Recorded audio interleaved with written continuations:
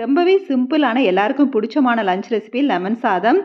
காலையில் லேட்டாக எழுந்தால் கூட குழந்தைங்களுக்கு லஞ்ச் பாக்ஸ் ரெசிபியாக லெமன் சாதமும் ஆம்லேட் போட்டு கொடுத்துடலாம். அந்தளவுக்கு ஈஸியான ஒரு டிஷ் தான் இந்த லெமன் சாதம்.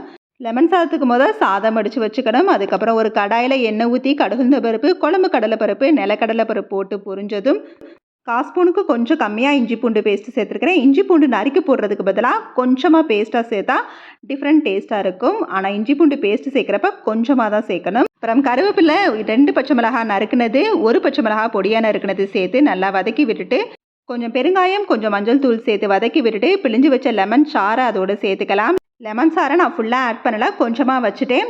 2 ஸ்பூன் அளவு தண்ணி ஊற்றிருக்கிறேன். தண்ணி ஊற்றினதுக்கப்புறமா எல்லோரும் செய்கிற தப்பு ரொம்ப நேரம் கொதிக்க விடுவோம், அப்படிலாம் செய்ய வேணாம்.